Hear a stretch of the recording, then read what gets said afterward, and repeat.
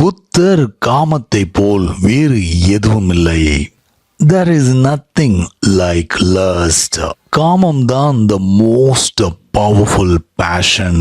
அதிர்ஷ்டவசமாக நம்மிடம் அதைவிட சக்தி வாய்ந்த ஒன்று இருக்கிறது. உண்மையை அறிந்து கொள்ள இருக்க வேண்டிய தாகம். காமத்தின் மேல் இருக்கும் தாகத்தை விட வலிமை குறைவாக இருந்தால் இந்த உலகில் யார் வே ஆஃப் ரைச்சியஸ்னஸை பின்தொடர்வார் என்று சொன்னார். மேலும் புத்தர் உடல் இச்சைகளுக்கு அடிமையானவர்கள், தீப்பந்தத்தை ஏந்தி கொண்டு காற்று வீசும் திசைக்கு எதிராக ஓடுபவரை போன்றவர்கள். அவர் கைகள் நிச்சயமாக சுட்டுவிடும் என்றார். நண்பர்கள் அனைவருக்கும் வணக்கம். சற்று முன்பு பார்த்த புத்தரின் சூத்திரங்களுக்கு விளக்கம்தான் இந்த வீடியோ.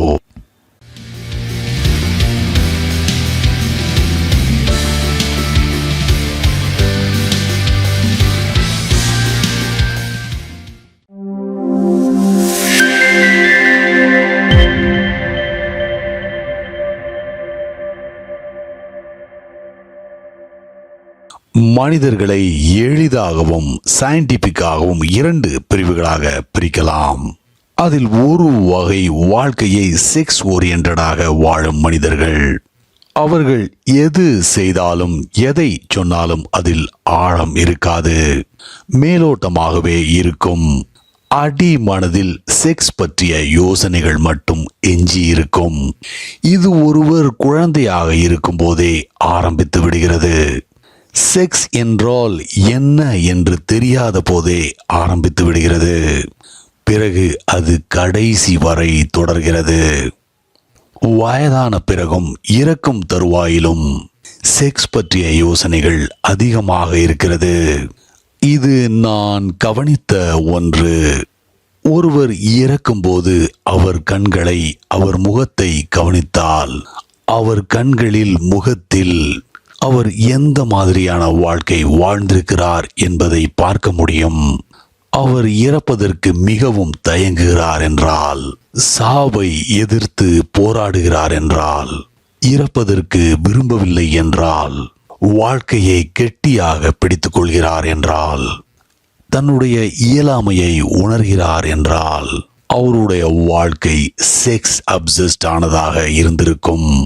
எனவே இப்படி ஒரு பெரிய ஆபத்தான தருணத்தில், சாகும் தருவாயில் அவருடைய செக்ஷுவாலிட்டி அத்தனையும் அவர் கான்சியஸ்னஸிற்குள் தலை தூக்கும். மனிதர்கள் செக்ஸை பற்றி நினைத்து கொண்டே இறக்கிறார்கள். 99% மனிதர்கள் அப்படித்தான் இறக்கிறார்கள். உங்களுக்கே ஆச்சரியமாக இருக்கும்.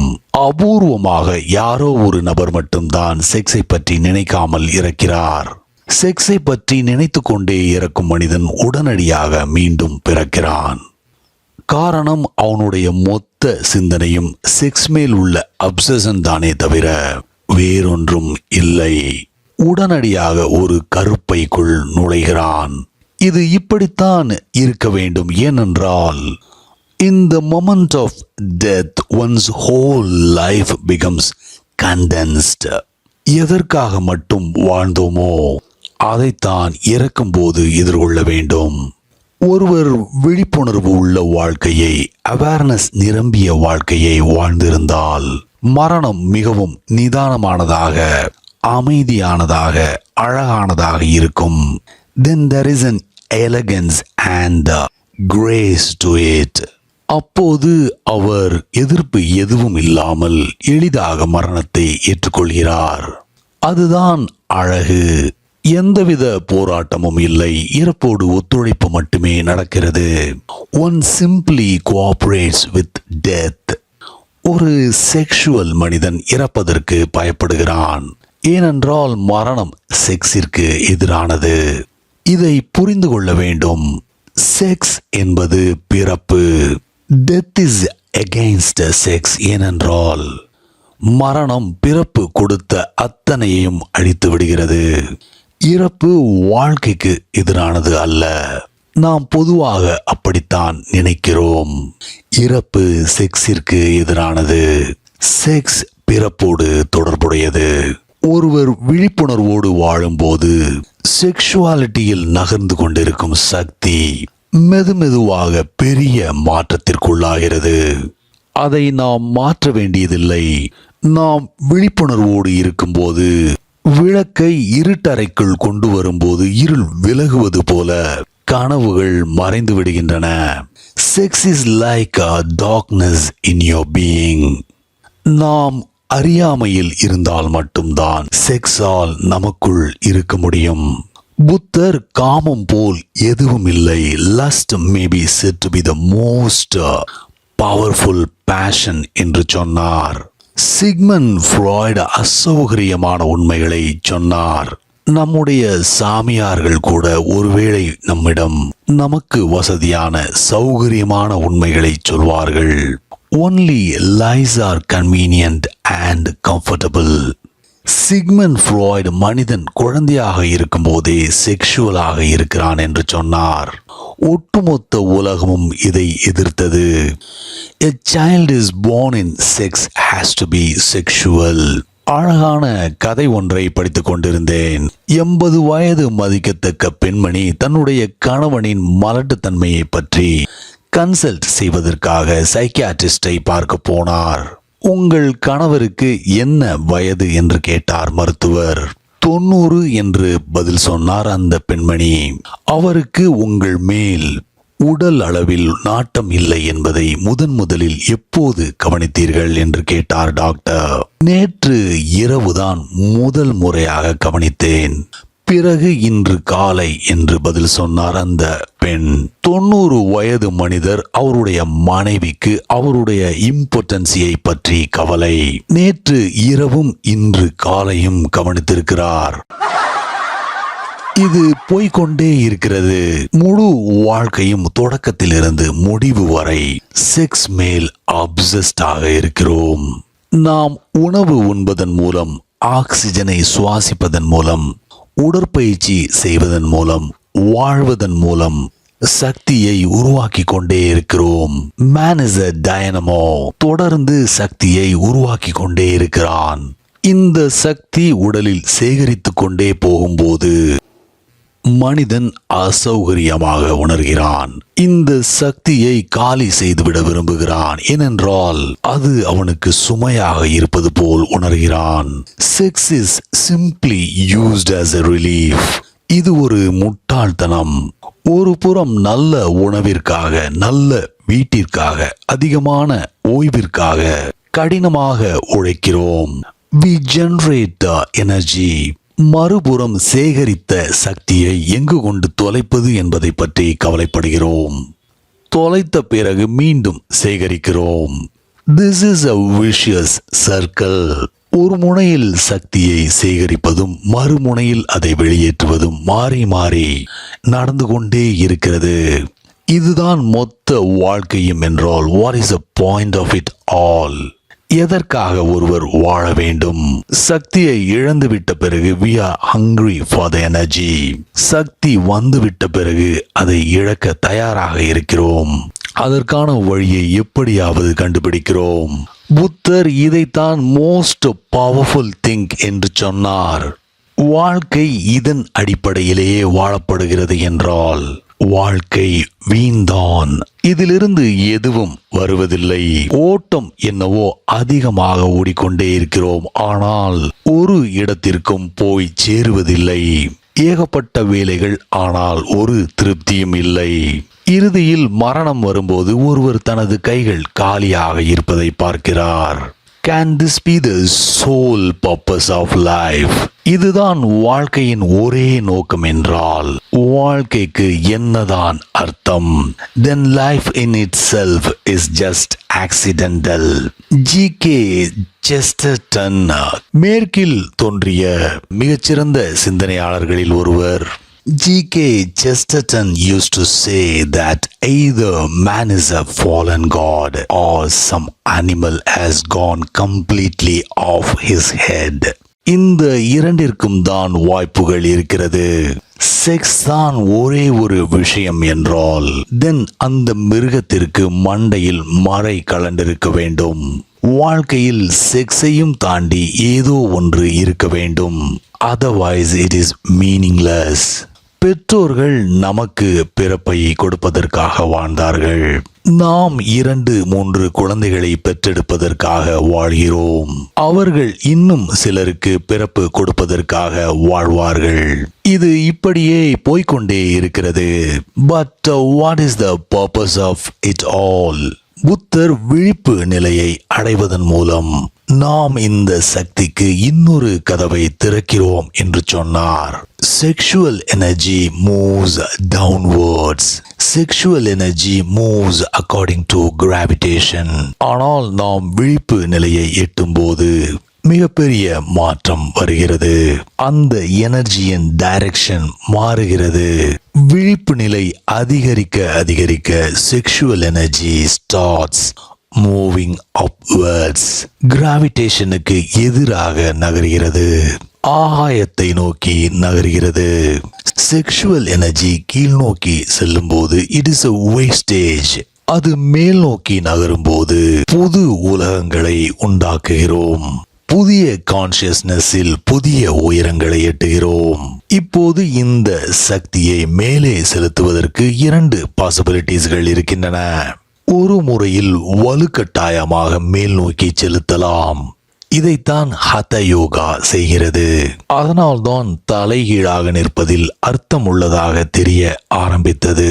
தலைகீழாக நிற்பதின் அர்த்தம் உங்களுக்கு புரிந்ததா? செக்ஷுவல் எனர்ஜியை புவியீர்ப்பு விசையை பயன்படுத்தி தலைக்கு கொண்டு வருவதற்கு செய்யப்படும் தந்திரம்தான் அது. In fact you cheat the law of gravitation. இல்லீகலான ஒரு விஷயத்தை லீகலாக செய்கிறோம். ஆனால் உங்களுக்குள் எந்த மாற்றமும் வராது. You are not transformed. நீங்கள் முன்பு எப்படி இருந்தீர்களோ அப்படியே இருப்பீர்கள். ஹத யோகா செக்ஷுவல் எனர்ஜி கீழே செல்லாமல் அதை வலுக்கட்டாயமாக மேலே அனுப்புவதற்கு பல செய்முறைகளை உருவாக்கியுள்ளது. ஆனால் அது வன்முறைக்கு சமம். அது ஒரு விதத்தில் நம்மேல் நாமே புகுத்திய போராட்டம். அதில் வளர்ச்சி இயற்கையாக இருக்காது. அதை நம்மால் ஹத யோகியின் முகத்தில் நன்றாக பார்க்க முடியும். நம்மால் அங்கே கருணையை பார்க்க முடியாது. அழகோ பிரம்மாண்டமோ அங்கே இருக்காது. கடவுளை அங்கே பார்க்க முடியாது. அங்கே ஒரு நுண்ணியமான ஈகோவை பார்க்கலாம். அவர் இயற்கையையே ஏமாற்றிவிட்டார். ஏமாற்றும் போது அது உண்மையானதாக இருக்க முடியாது.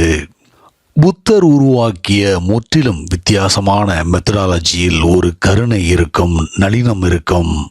அதற்குத்தான் அவரும் அடையாளமாகி போனார்.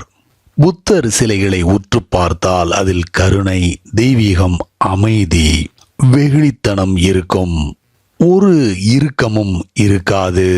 ஒரு குறையையும் பார்க்க முடியாது. அவருடைய சக்தியை வைத்து என்ன செய்தார் புத்தர்? புத்தர் தன்னுடைய சக்தியோடு போராடவில்லை. He never enforced it. இயற்கையை அவர் ஏமாற்றவில்லை.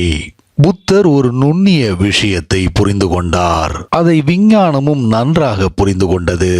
அதாவது எல்லா விதிகளுக்கும் எதிரான விதி ஒன்று உண்டு. பாசிட்டிவ் எலக்ட்ரிசிட்டி இருந்தால் நெகட்டிவ் எலக்ட்ரிசிட்டி இருக்கும். Otherwise positive cannot exist. பூமியை நோக்கி ஒரு சக்தி இருந்தால் தென் கண்டிப்பாக நமக்கு தெரிந்தோ தெரியாமலோ அதற்கு எதிராக செயல்படும் விதியும் இருக்க வேண்டும். விதிகள் ஒன்றுக்கொன்று எதிரானவை. அப்போதுதான் அவற்றால் சமநிலையை உருவாக்க முடியும்.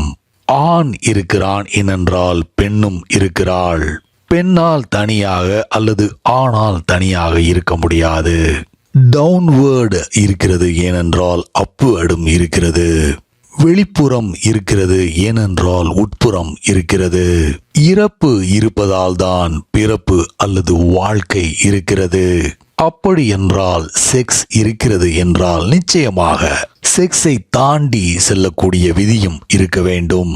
செக்ஸ் கீழ் நோக்கி சென்றால் கண்டிப்பாக மேல் நோக்கி செல்லக்கூடிய விதி இருந்தே ஆக வேண்டும். அதை நாம் கண்டுபிடிக்க வேண்டும். அது அந்த சக்தி மேல் நோக்கி பயணிப்பதற்கு உதவும்.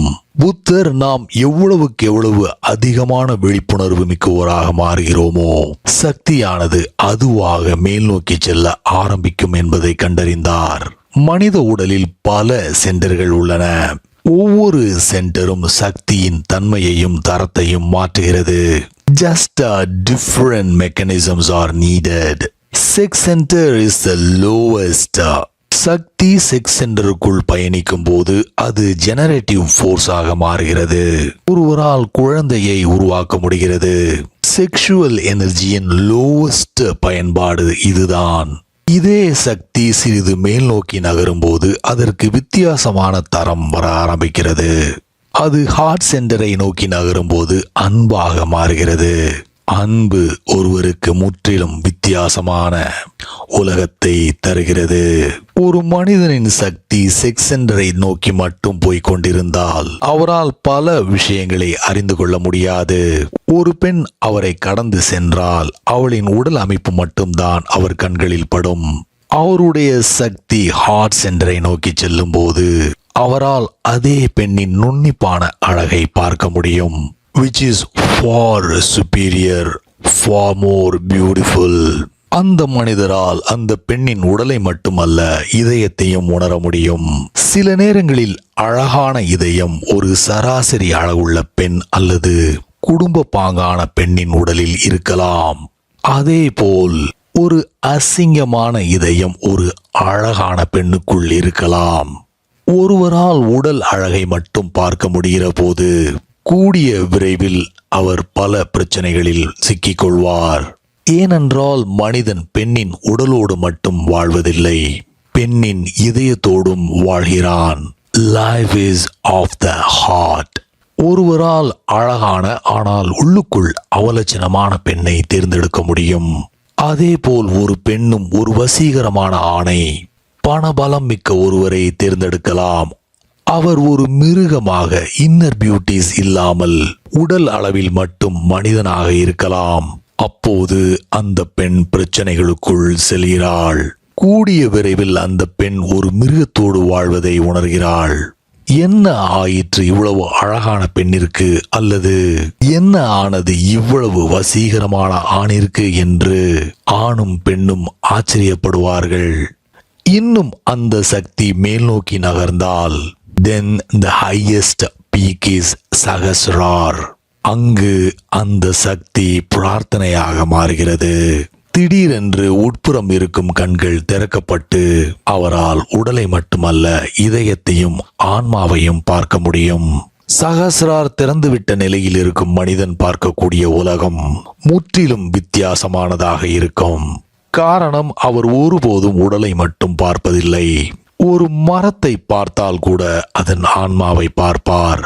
சகஸ்ரரோடு வாழும் மனிதன் சாலையில் நடக்கும்போது தன்னோடு புத்தரும் கூடவே நடப்பது போல் உணர்கிறார். அர்த்தம் அப்படி இல்லை என்றாலும் அவரின் பார்வை முற்றிலும் வேறுபடுகிறது. அவருடைய சக்தி முற்றிலும் வேறுபட்ட உயரத்தில் இருக்கிறது. அவர் இந்த உலகத்தை வித்தியாசமான தெளிவோடு பார்க்கிறார். Buddha says that lust is the most powerful thing in man's life.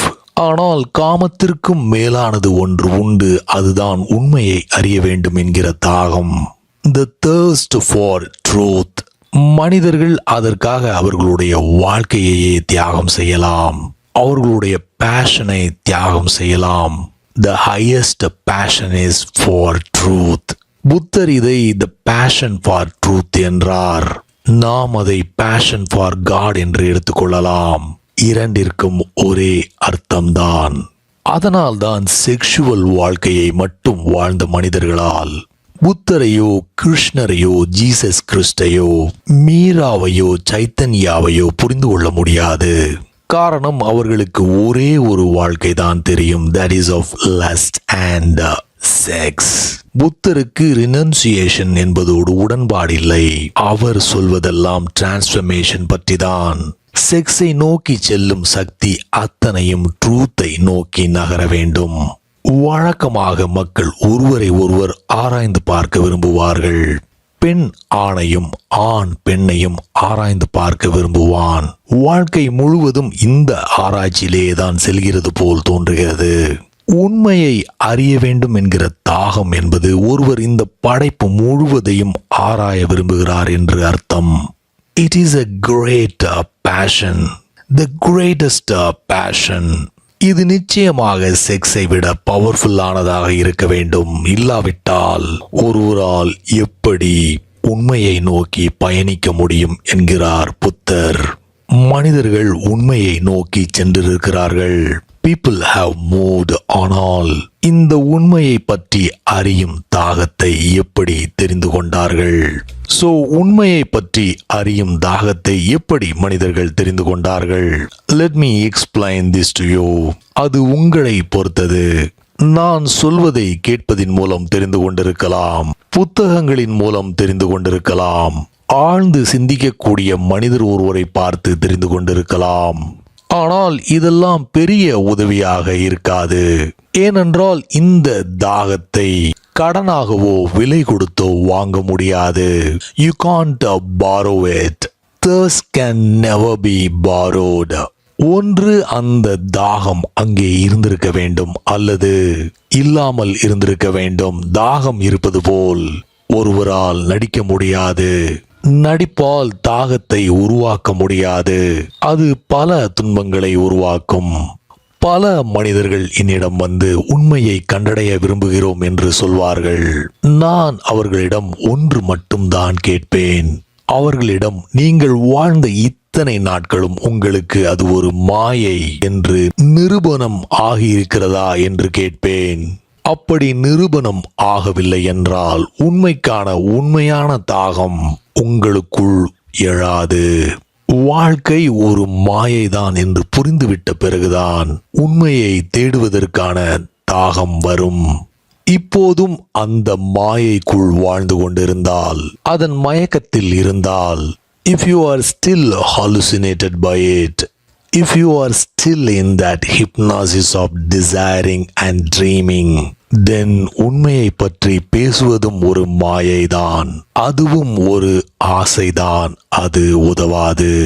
உண்மையை கண்டறிய வேண்டும் என்பது உங்களின் ஆசைகளின் ஒன்றாக இருக்கக்கூடாது. எல்லா ஆசைகளும் வீண் என்று நிரூபிக்கப்பட்டால்தான் ட்ரூத் அங்கே இருக்கும். முழு சக்தியும் உங்களோடு இருக்கும்போது உங்களுக்கு எங்கே செல்வது, என்ன செய்வது என்பது தெரியாது. காரணம், முழு வாழ்க்கையும் வீண் போல தோன்றும். You are stuck. பெரிய அளவில் விரக்தி அடைந்து இருப்பீர்கள். எல்லா கனவுகளும் மறைந்திருக்கும். உடைந்து போயிருப்பீர்கள். உடல் முழுவதும் சக்தி கொப்பளித்துக் கொண்டிருக்கும் போது எங்கே செல்வது என்பது தெரியாமல் நின்று கொண்டிருப்பீர்கள். அப்போது அந்த எனர்ஜி ஒரு குளம் போல உடலுக்குள் தேங்கி உங்களுக்குள் ஒரு புது தாகத்தை உண்டாக்கும். அந்த தாகம்தான் உண்மையை தெரிந்து கொள்ள வேண்டும் என்கிற தாகம். உலகம் ஒரு மாயை என்று உணர்ந்து கொண்ட பிறகுதான் இது நடக்கிறது. Only then. எனவே உலகத்தை எவ்வளவு ஆழமாக அனுபவிக்க முடியுமோ அனுபவியுங்கள். Experience it totally. எதிலிருந்தும் தப்ப முயற்சி செய்யாதீர்கள். Not even from sex. Never escape from anywhere. ஒன்றை மட்டும் செய்யுங்கள். நீங்கள் எங்கே இருந்தாலும், உங்களுடைய கனவுகள் எங்கு நோக்கி நகர்ந்தாலும் விழிப்பு நிலையோடு அலர்ட்டாக நகருங்கள். ஈவன் செக்ஸிற்குள் நகர்ந்தாலும் அதை தியானமாக்குங்கள். என்ன நடக்கிறது என்பதை நன்றாக கவனியுங்கள். அண்ட் சிறிது சிறிதாக உங்களால் உலகத்தின் மாயையை, அதன் பயனற்ற தன்மையை, திரும்ப திரும்ப அர்த்தமில்லாத ஒரே விஷயத்தை தான் செய்து கொண்டே இருக்கிறோம் என்பதையும், சலிப்பையும், மந்தமான நிலையையும், ஒவ்வொரு நிமிடமும் அருகாமையில் வந்து கொண்டிருக்கும் மரணத்தையும் உங்களால் பார்க்க முடியும். நான் கேள்விப்பட்ட ஒன்று, எனது நண்பர் ஒருவர் அடிக்கடி பயணம் செய்யும் சேல்ஸ்மேன் ஒருவரின் கதையை சொன்னார். அந்த சேல்ஸ்மேன் ஒரு முறை ஒரு சிறிய கிராமம் வழியாக பயணம் செய்து கொண்டிருந்தார். அங்கே சிறிய அளவு உடல் வாக்கு உள்ள வயதான மனிதர் தனது வீட்டு வாசலில் ராக்கிங் சேரில் உட்கார்ந்து இருப்பதை பார்த்தார். அந்த சேல்ஸ்மேனிற்கு அந்த முதியவரிடம் பேச வேண்டும் என்ற ஆவலை அடக்க முடியவில்லை. எனவே அவரிடம், உங்களுக்கு வாழ்க்கையில் ஒரு கவலையும் இல்லை போல எனக்கு தெரிகிறது. உங்களுடைய நீண்ட மகிழ்ச்சியான வாழ்க்கையின் ரகசியம்தான் என்ன? What is your formula for a long and happy life என்று கேட்டார். அதற்கு அந்த முதியவர், வெல், ஒரு நாளைக்கு 6 பெட்டிகள் சிகரெட், 4 மணி நேரத்திற்கு ஒரு முறை ஒரு குவார்ட்டர் விஸ்கி, ஒரு வாரத்திற்கு 6 கேசஸ் பியர், மேலும் நான் குளிப்பதே கிடையாது, எல்லா இரவு நேரமும் வெளியில் கிளம்பி விடுவேன் என்று பதில் சொன்னார். இதை கேட்டதும் சேல்ஸ்மேன் மை குட்னஸ் என்று ஆச்சரியப்பட்டார். மேலும் தட்ஸ் ஜஸ்ட் கிரேட் என்று சொல்லிவிட்டு, உங்கள் வயது இப்போது என்ன என்று கேட்டார். 25 என்று பதில் வந்தது. You can go on wasting energy. The more you waste your energy, the closer you are to death. பெறமையில் அல்லது மாயையில் எடுத்து வைக்கப்படும் ஒவ்வொரு அடியும் இறப்பை நோக்கி எடுத்து வைக்கப்படுகிறது. காமத்தில் எடுத்து வைக்கப்படும் ஒவ்வொரு அடியும் மரணத்தை நோக்கி எடுத்து வைக்கப்படுகிறது. எனவே ஒவ்வொரு அடியையும் விழிப்புணர்வோடும் கவனத்தோடும் எடுத்து வையுங்கள். Beware of what you really want through sex. அது ஒரு ஹாபிட் மட்டும்தானா, அல்லது ஜஸ்ட் அ நேச்சுரல் ஹிப்னாசிஸா, அல்லது வேறு எதுவும் தெரியவில்லை என்பதால் இதை திரும்ப திரும்ப செய்து கொண்டிருக்கிறீர்களா, அல்லது இதுதான் வேலையா, அல்லது கவலைகளை மறைப்பதற்கான வழியா? என்னதான் அது? ஒவ்வொரு அடியையும் எந்த ஒரு விருப்பு வெறுப்பும் இல்லாமல் எடுத்து வையுங்கள். எந்த ஒரு சாமியார் சொன்னதையும் கேட்காதீர்கள். சாமியார்கள் சரியாகவும் சொல்லியிருக்கலாம், தவறாகவும் சொல்லியிருக்கலாம். ஆனால் உங்கள் அனுபவத்தில் இருந்தே கண்டுபிடியுங்கள். அப்போதுதான் உண்மையை நோக்கி நகர ஆரம்பிப்பீர்கள். உங்கள் அனுபவம் மட்டும்தான் உங்களை உண்மையிடம் கொண்டு சேர்க்கும். அடுத்தவர்களுடைய அனுபவங்கள் உதவாது. Once you have seen the truth of it, energy is relieved from the burden. சக்தி நம்முடைய பழைய வாழ்க்கை முறைகளிலிருந்து விடுதலை பெறுகிறது. சக்தியானது உங்களுக்குள் சேகரிக்க ஆரம்பிக்கிறது. உதாரணமாக, தண்ணீரை சூடுபடுத்தும் போது வெப்பம் 100 டிகிரி வரும்போது தண்ணீர் ஆவியாகிறது. அதற்கு முன்பு வரை ஆவியாக மாறுவதில்லை. 90 டிகிரியிலும் தண்ணீர் நன்றாக சூடாக இருக்கும், ஆனால் நீர் ஆவியாக மாறுவதில்லை. 99 டிகிரியிலும் கொதித்து கொண்டிருக்கும், ஆனால் ஆவியாக மாறுவதில்லை. ஜஸ்ட் 1 டிகிரி மோர். 100 டிகிரியில் ஒரு பெரிய மாற்றம் நடக்கிறது. தண்ணீர் ஆவியாகி மேல் நோக்கி நகர்கிறது. மாற்றத்தை கவனித்தீர்களா? தண்ணீர் எப்போதும் கீழ் நோக்கியே நகரும். ஆவியாகும் போது மேல் நோக்கி செல்கிறது, வேறு பாதையில் பயணிக்கிறது. நீங்கள் ஒன்றும் செய்யவில்லை. ஒரு குறிப்பிட்ட டிகிரி வரை சூடுபடுத்தினீர்கள். A certain quantity of heat and a qualitative change happens. தண்ணீரை பார்க்க முடியும், நீராவியை பார்க்க முடியாது. தண்ணீர் கீழ் நோக்கியும் வேப்பர் மேல் நோக்கியும் செல்கிறது. Exactly the same happens in the sexual energy. மாற்றம் வருவதற்கு ஒரு குறிப்பிட்ட அளவு வரை சக்தியை சேகரிக்க வேண்டியுள்ளது. A certain quantity has to be accumulated before the change happens. குறிப்பிட்ட அளவு சக்தி சேகரிக்கப்பட்டவுடன் there is a jump. சக்தி அதற்கு பிறகு கீழ் நோக்கி நகர்வதில்லை. நீராவியை போல் மேல் நோக்கி செல்கிறது. எனர்ஜி கீழ் நோக்கி செல்லும் போது செக்ஸ் இஸ் வெரி விசிபிள். மேல் நோக்கி செல்லும் போது energy becomes invisible. Awareness is heat. விழிப்புணர்வு தான் சக்தியை மேலே கொண்டு செல்லக்கூடிய வெப்பம். முதலில் செக்ஸ் அன்பாக மாறுகிறது, பிறகு தியானமாக, பிரார்த்தனையாக மாறுகிறது. I have heard.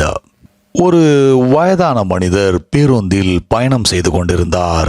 இருக்கையில் உட்கார்ந்தபடி ஏதோ ஒரு பாடலை முணுமுணுத்து கொண்டிருந்தார். அந்த சப்தத்தை கேட்டு திரும்பி பார்த்த ஓட்டுநர் ஒரு சூட்கேஸ் பாதையை மறித்து கொண்டிருப்பதை பார்த்தார். எனவே அந்த பெரியவரிடம், அந்த பெட்டியை கொஞ்சம் ஓரமாக நகர்த்தி வைக்கிறாயா என்றார். அதற்கும் அந்த பெரியவர் தன்னுடைய பாடல் முணுமுணுப்பையே பதிலாக தந்தார். எனவே கடுப்பான ஓட்டுநர் பாய்ந்து வந்து அந்த பெட்டியை எடுத்து ஜன்னல் வழியாக வெளியே தூக்கி எறிந்துவிட்டு பெரியவரை ஒரு பார்வை பார்த்தார். பின்பு சத்தமாக, இப்போது என்ன சொல்கிறீர் என்று கேட்டார். பெரியவர் அந்த ஓட்டுநரை பார்த்து ஒரு புன்முறுவல் செய்துவிட்டு தனது பாடலை வழக்கம் போல முணுமுணுத்துக் கொண்டே, அது என்னுடைய சூட்கேஸ் இல்லை என்று பதில் சொன்னார். எனவே once you started moving, அதாவது சக்தியானது மேல் நோக்கி பயணிக்க ஆரம்பித்தவுடன் இறப்பு கூட உங்களுடைய இறப்பு அல்ல, உடல் கூட உங்களுடைய உடல் அல்ல, மனது உங்களுடைய மனது அல்ல.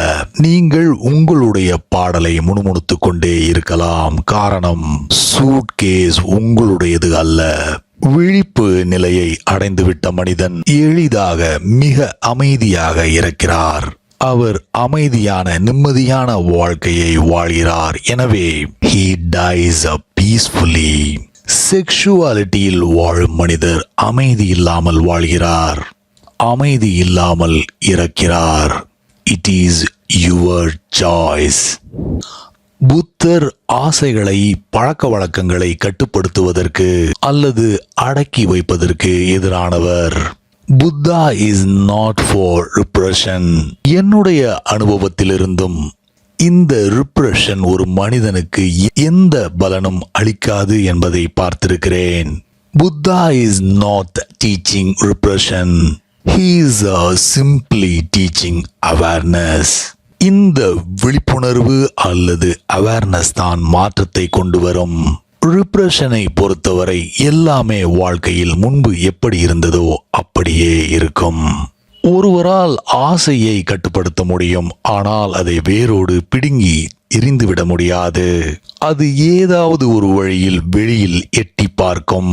ஆசைகளை கட்டுப்படுத்தி கொண்ட மனிதனை மாற்றமடைந்த மனிதன் என்று சொல்ல முடியாது. He remains the same. கட்டுப்படுத்துவது மிகவும் எளிது. ஒருவரால் செக்ஸையும் கட்டுப்படுத்த முடியும். அதைத்தான் பல சாமியார்கள் செய்து கொண்டிருக்கிறார்கள். ஒரு மனிதர் சமூகத்திலிருந்து ஒதுங்கி இருக்கலாம், பெண்களை விட்டு ஓடி ஒளிந்து கொள்ளலாம், இமயமலைக்கு சென்று அங்குள்ள குகைகளில் அமர்ந்து கொண்டு நான் பிரம்மச்சரியம் அடைந்து விட்டேன் என்று நினைக்கலாம். But this is not a celibacy. இமயமலையின் குகைக்குள் உட்கார்ந்து இருந்தாலும் இங்கே இருக்கும்போது பெண்களை பற்றி நினைப்பதை விட அதிகமாக கனவு கண்டு கொண்டு இருப்பார். ஏனென்றால் பெண்களை விட்டு வெகு தூரம் வந்துவிட்டார். ஆசைகளை வேரோடு பிடுங்கி எறிவது முடியாத வேலை. மாற்றத்தை அப்படி கொண்டு வர முடியாது. விழிப்புணர்வே ஒருவருக்கு மாற்றத்தை கொடுக்கும்.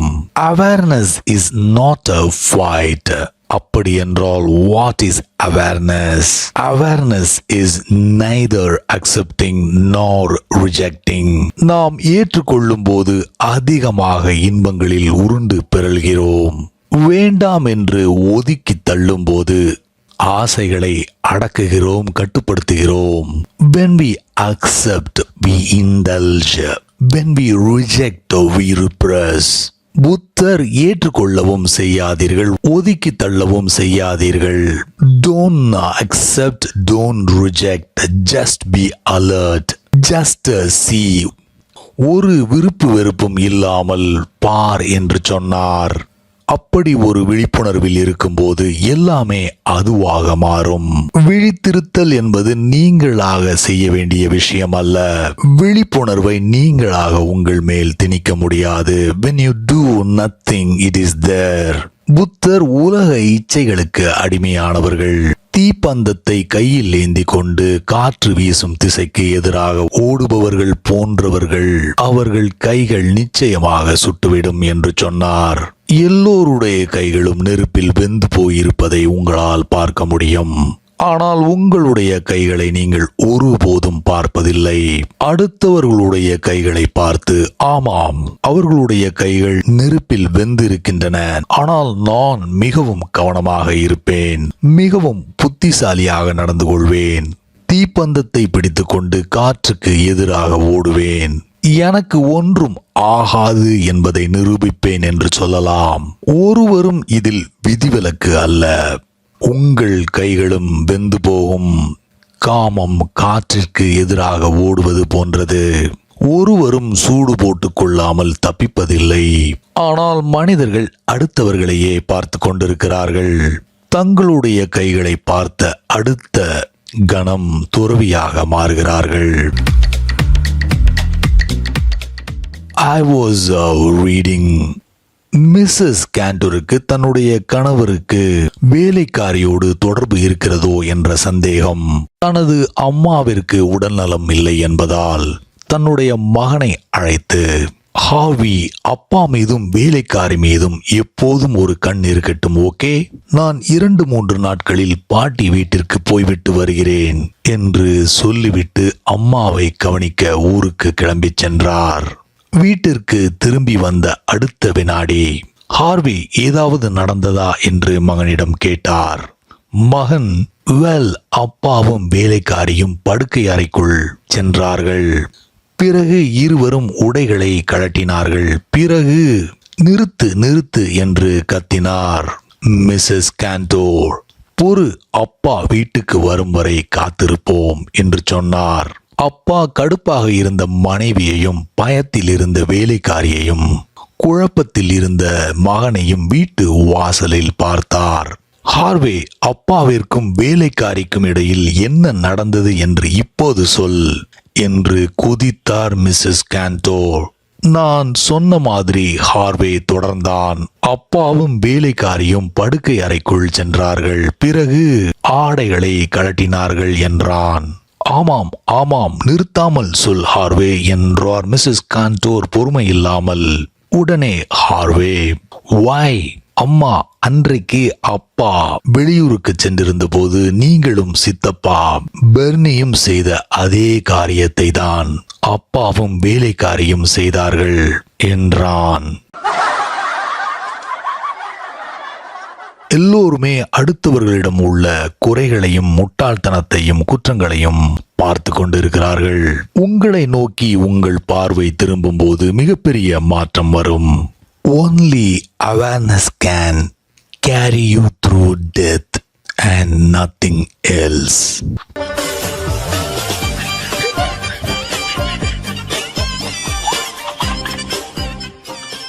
நண்பர்களே, இந்த பகுதியோட புத்தரின் அழகான 2 சூத்திரங்களுக்கான விளக்கம் முடிவடைகிறது. அடுத்த வீடியோல சந்திப்போம். தேங்க்ஸ் ஃபார் வாட்சிங். கார்பே டியம்.